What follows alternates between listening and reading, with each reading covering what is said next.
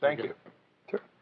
We were just talking about Grand Prairie. We are. You love the Alberta tours. I do. You seem to really know our province pretty well All now. bands love the Alberta tours. You guys have the best looking women in the world. I mean, we're all totally committed men, and we walk the line. We're great guys. You can look, you can't touch. We look. Exactly. That's it. Not even flirting. We don't even flirt. But boy, we just like, oh my God, did you see her? And usually we're to the point where we don't even talk about chicks. A pretty girl will walk by and we'll go, yeah, she's hot. Hey man, did you check out the chili that they got backstage?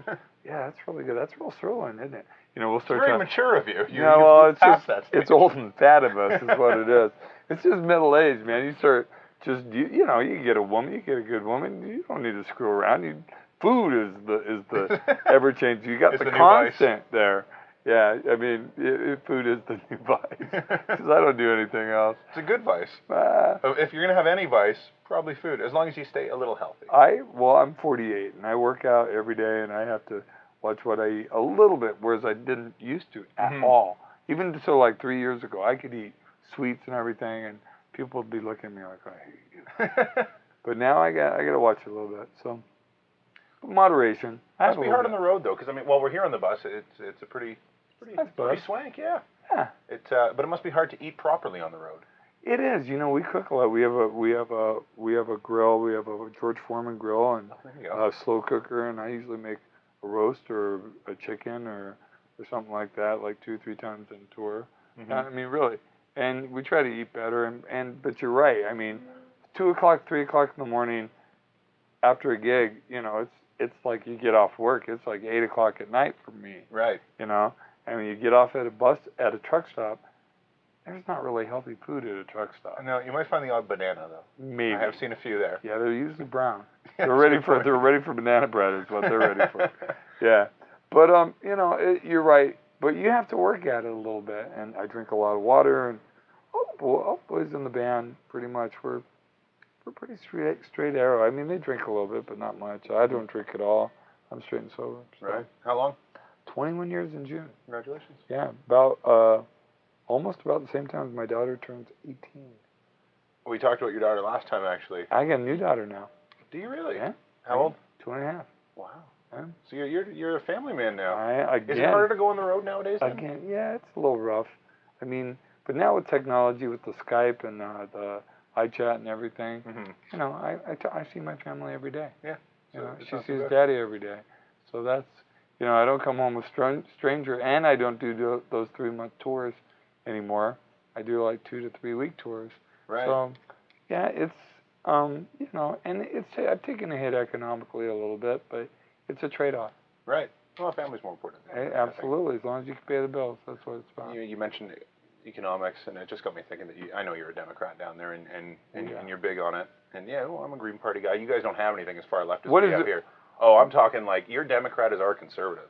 Yeah, but is the Green Party? That's not actually true because there's some pretty conservative people in your legislature. Yes, true.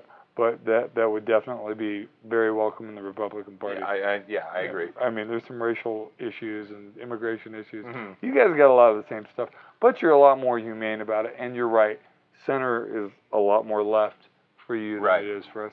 We're in a battle for control in our country. And we're winning it, but it's not an easy fight, and it's not going to be an easy fight. We fought for health care, and we got it. And, you know, the crazies are all going nuts, like it's going to ruin the world. It's not going to ruin the world. It's not. No, of course not. You know, you guys got single payer. We don't even have a public option, but we're working towards it. It's like, you almost did. Oh, you know, we're going to get it. Yeah. We're going to get it.